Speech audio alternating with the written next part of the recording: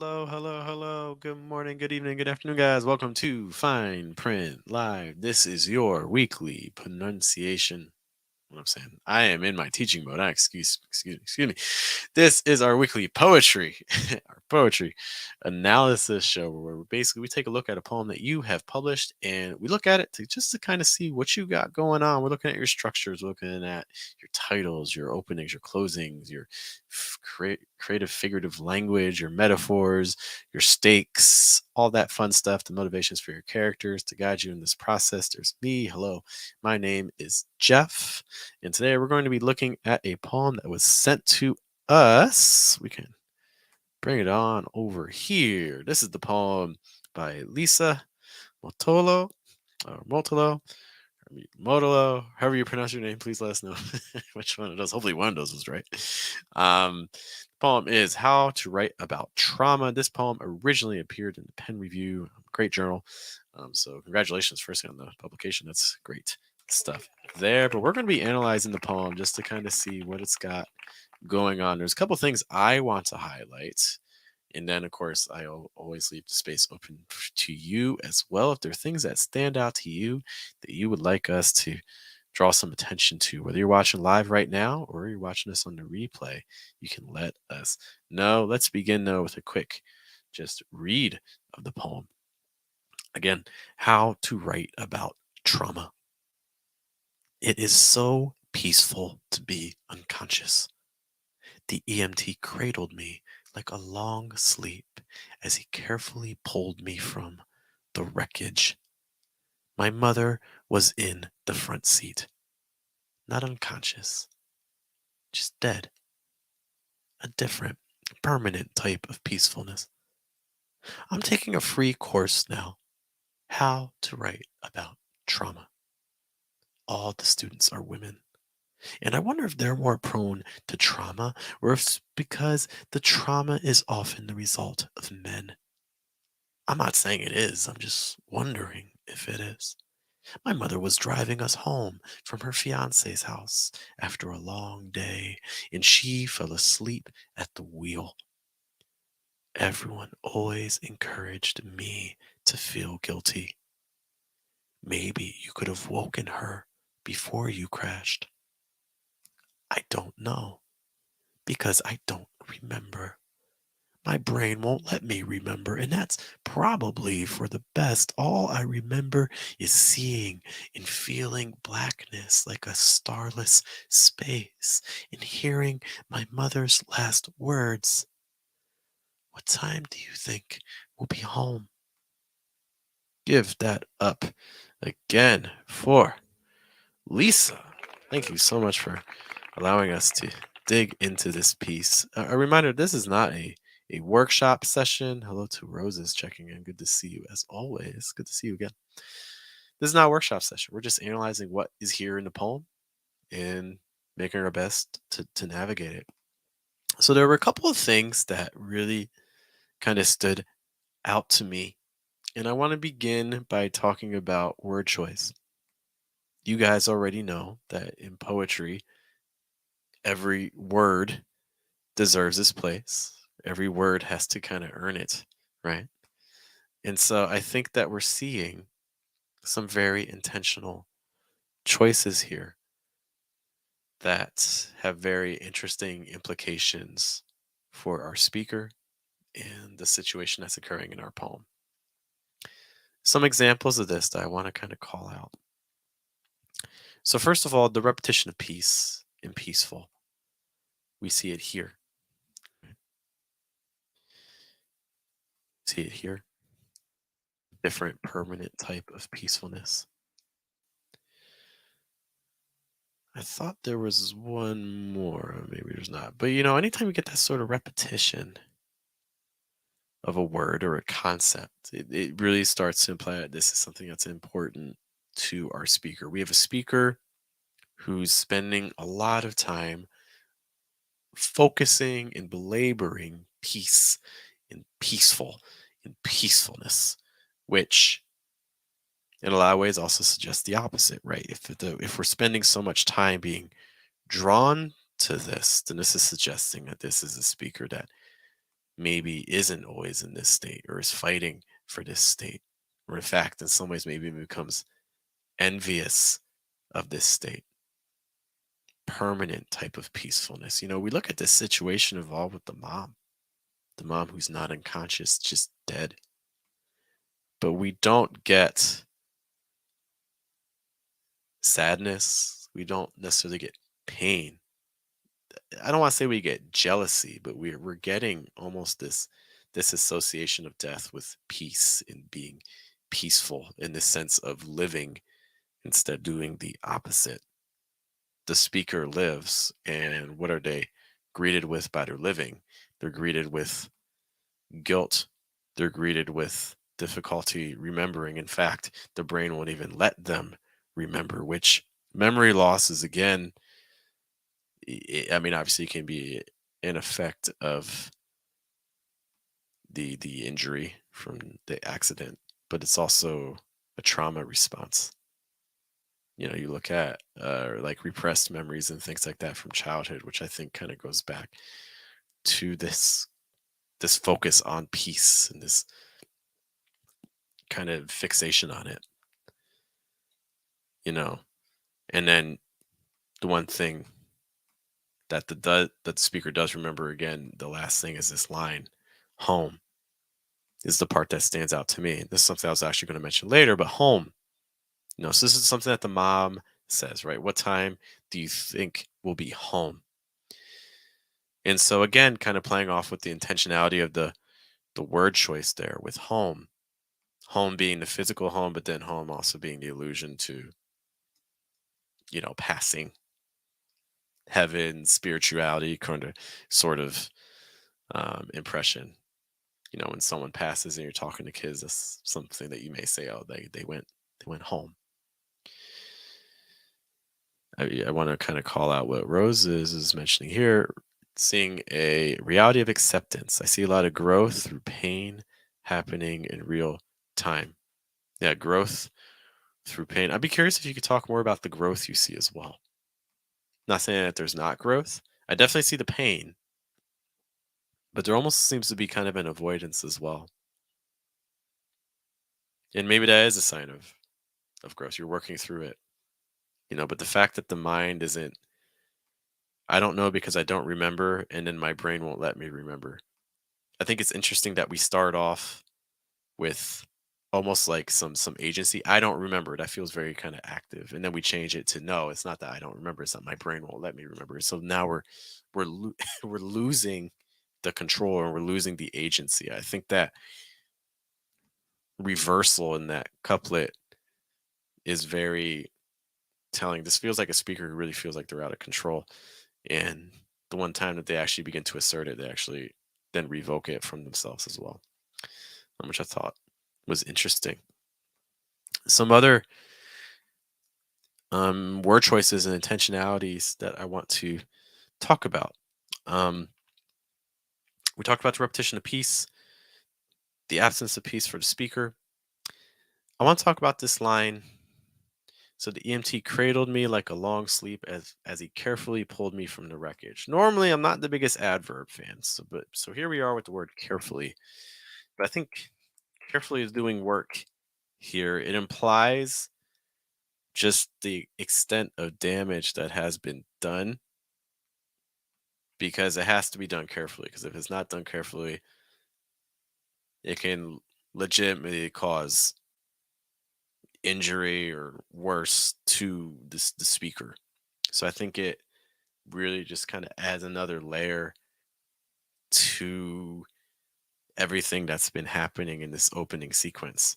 DMT cradled me like a long sleep as he carefully pulled me from the wreckage. This has to be done with deliberateness and intentionality and caution. And I think that again just implies a lot of weight for the for the reality of the accident. So I thought that was um, a smooth word choice. A risky one again, just the adjective. I think it pays off. I do like that. We talked about our associations with the mom. again, in this, we don't see any real pain or, negativity associated with this, what's happened to the mom passing. We know that it's a traumatic event. We know that the speaker's taking this course about trauma. They've been through this, they survived it. But I think it's interesting, this dynamic between the speaker and the mom.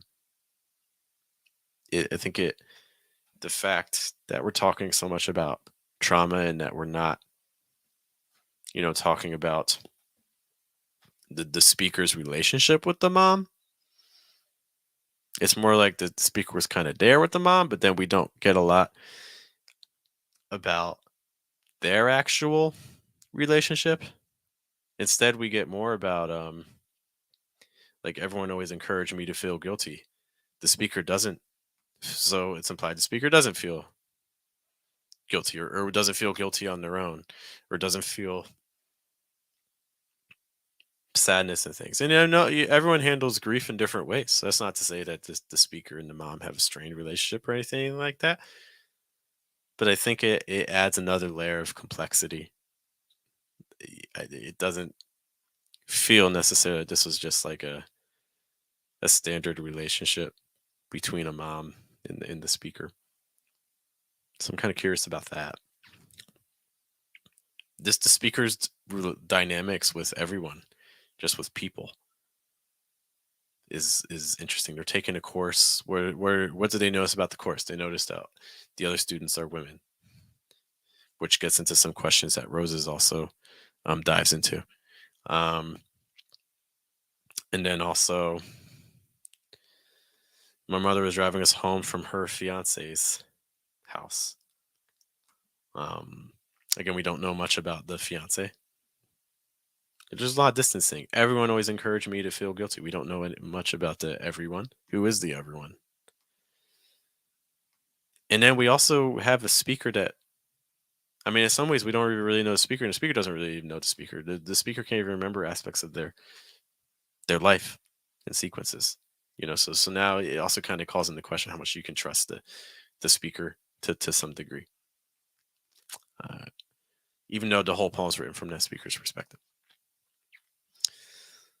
So I thought those are some this kind of interesting relationship dynamics between the speaker and the other characters in the piece. The In fact, if anything, the one character I probably learned the most about is maybe the EMT. The EMT cradled me like a long sleep. The sense of, this is the only moment really of care that occurs in the entire poem.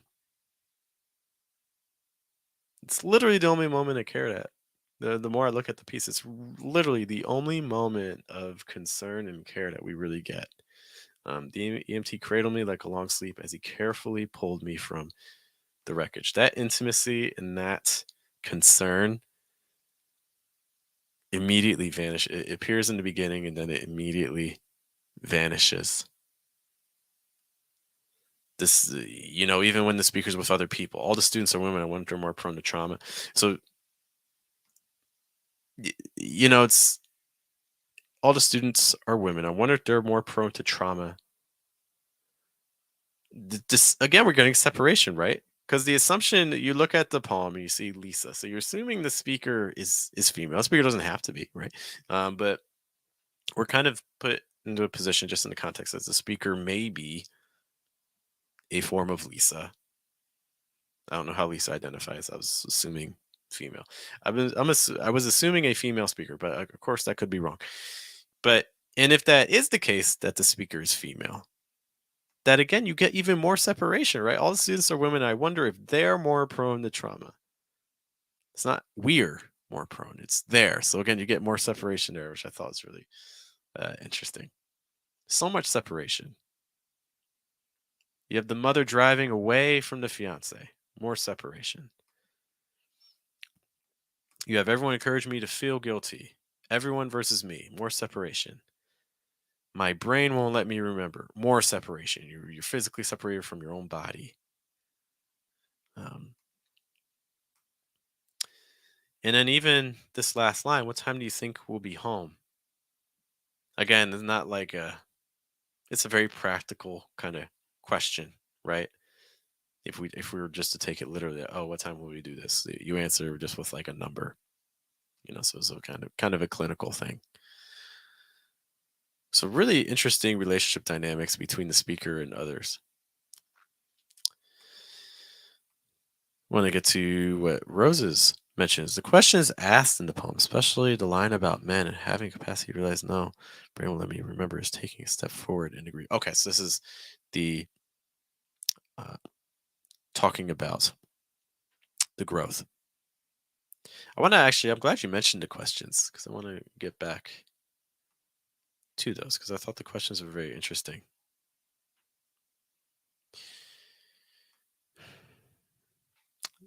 Allow me 1 minute just to find some notes I had on this.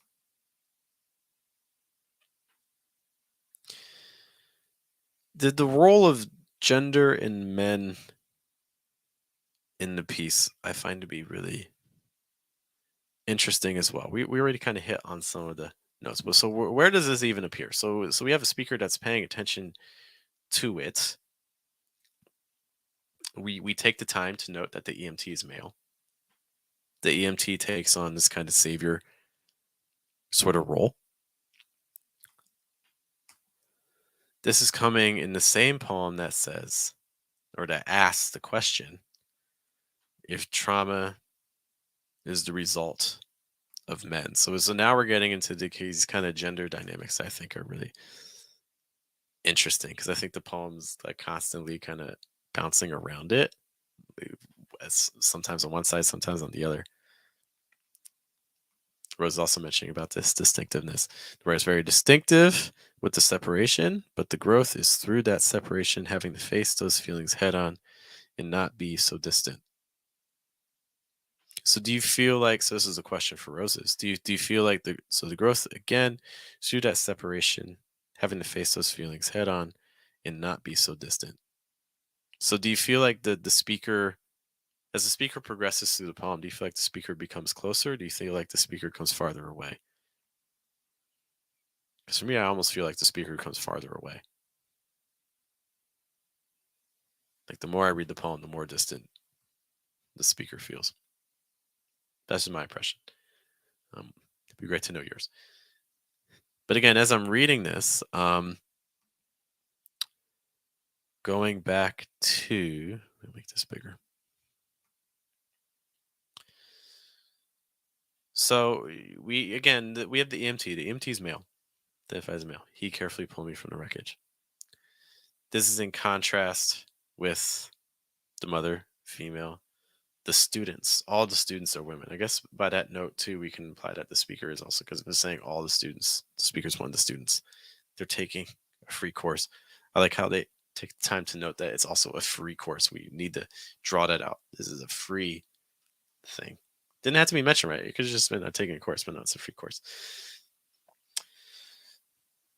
All the students are women, but then we immediately get the separation. Women are more prone to trauma because trauma is often the result of men. Often doing a lot of work because in the poem, who's causing more of the pain? And this is then reaffirmed also by the next line. I'm not saying it is. I'm just wondering if it is.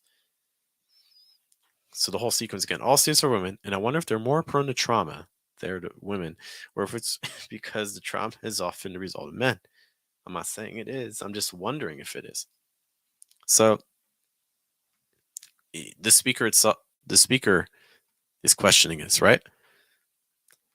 And the poem itself also seems to be questioning this. Earlier on, again, we saw the EMT, male. Then we get into class women. We would go back to the sequences. So the mother was driving us home. This is the one time. So now we actually get them together. Us. Is that the only us in the poem? Is this the one time we're actually kind of associating with the group?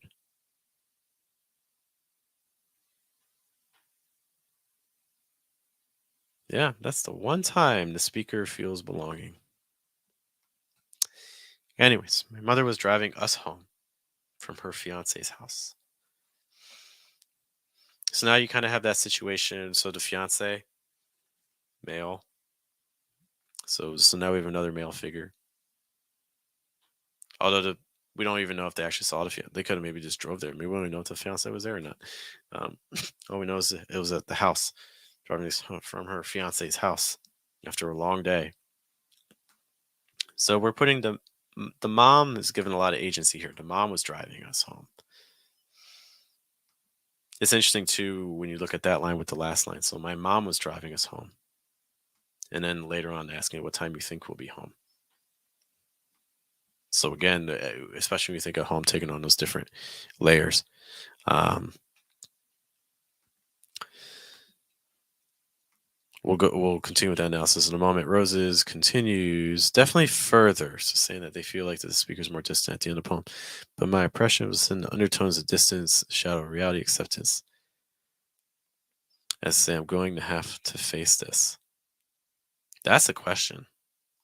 Is this a speaker who acknowledges that they're going to have to face this? Because in some ways, I feel like the speaker is not going to. I see this line, my brain won't let me remember, and that's probably for the best. We start off really strong in the conviction. I don't know because I don't remember.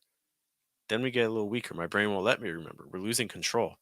And that's probably for the best. And now it just feels like that feels like almost giving up. Like, oh well, that's for the best. And then you kind of just let it go. I don't know if the speaker is going to move towards it or not.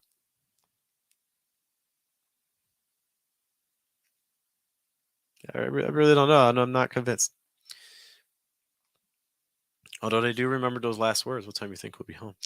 But going back, so again, we're kind of analyzing the question. Trauma is often the result of men, but then we're kind of seeing what is the role of men in the poem, and in this case, it seems like the poem is really more about trauma caused by women. We don't know who the everyone is, but we do know if the speaker is female, we see the speaker's own body going against them and almost causing trauma or not allowing the exploration of trauma, which could be also traumatic in its own way, right? And then probably again the character that's causing the most trauma is the mom.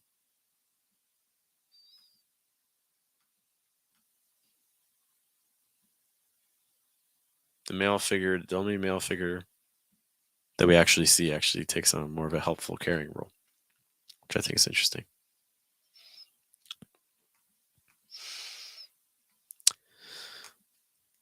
Other things I wanted to mention in the piece.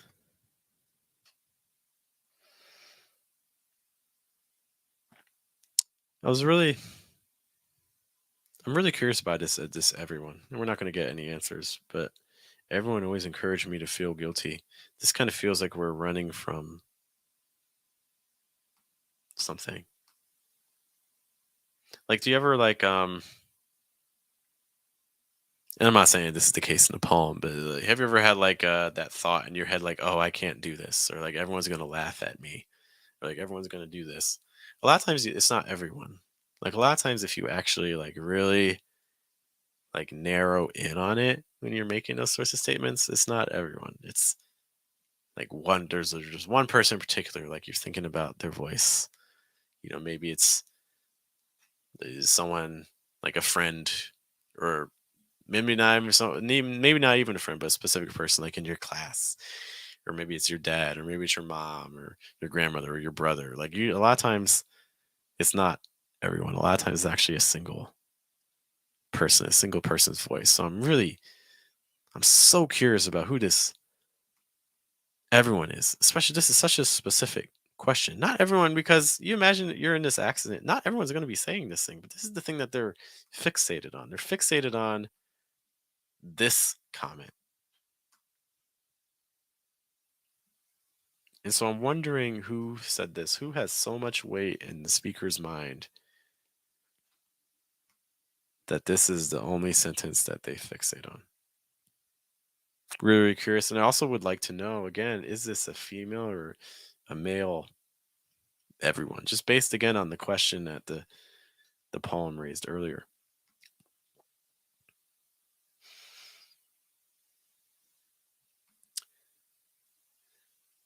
All right. See if there's any other final thoughts. But those were a lot of the kind of the big questions that I had. Rose is playing with me, saying, "That's a good point about the everyone." See, really, really curious about it because I think that'll be really revealing in terms of what's happening in the questions that the poem's asking.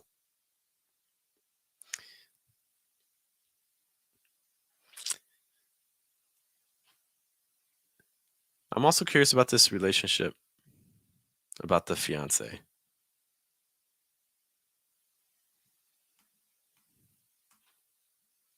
Also, kind of just a role of possession. Like my mother was driving us home from her fiance's house. I don't know why, but it almost feels a little cold. Not just her fiance's house. It could have just been for driving us home from her fiance's, but they added house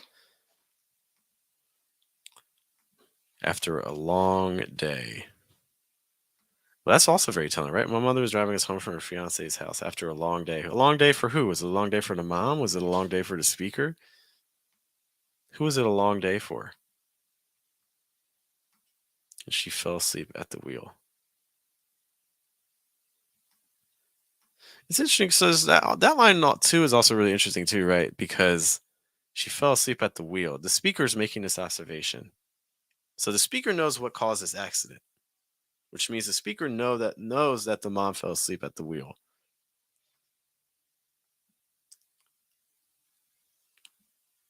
And then we also get this note, maybe you could have woken her before you crashed. Isn't that,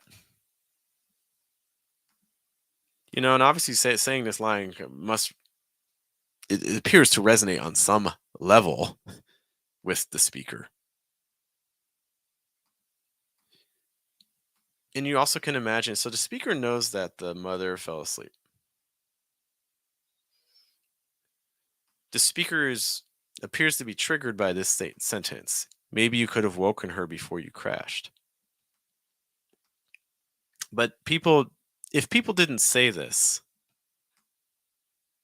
she wouldn't feel guilty. That's kind of the implication I get from this line. Everyone always encouraged me to feel guilty, which suggests I don't feel guilty, but everyone's always encouraging me to. So now maybe I'm starting to question that.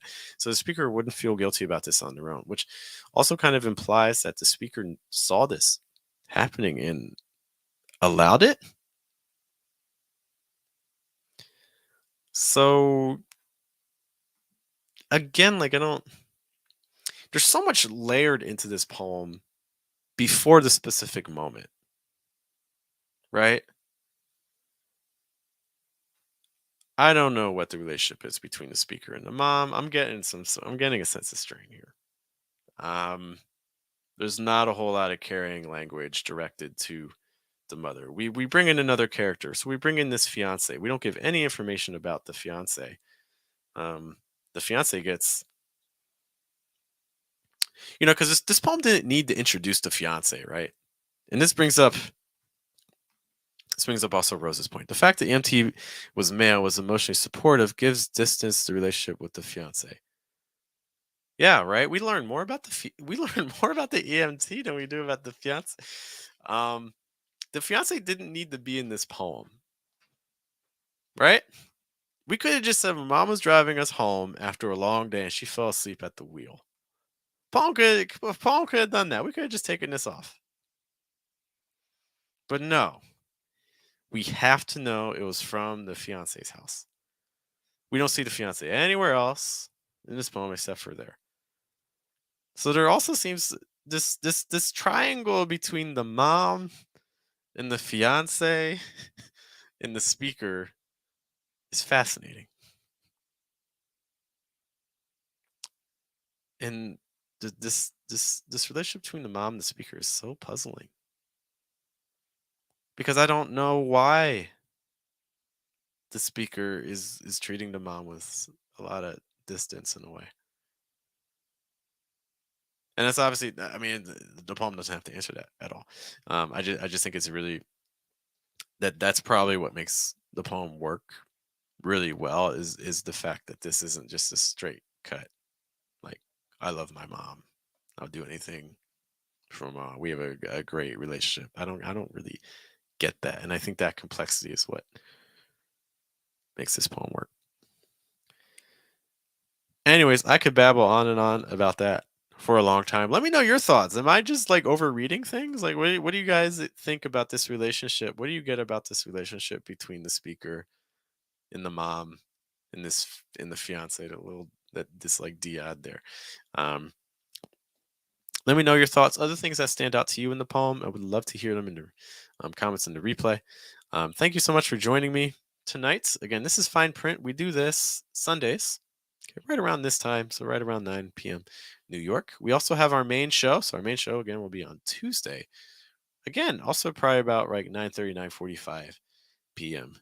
New York. So we're actually right around this time on Tuesday. We hope to see you then. We'll be talking about a topic related to poetry. Thanks so much for being with us. If you have a published poem that you would like us to take a look at in the future, hey, send it to me. You can tag us. You can send it to us at theversuspoetry.com. You can send it to us in a message on Instagram at theversuspoetry or on threads and a post at theversuspoetry as well. Once more, my name is Jeff. Thank you guys for spending a little bit of your evening with me analyzing some poems. We had a great time.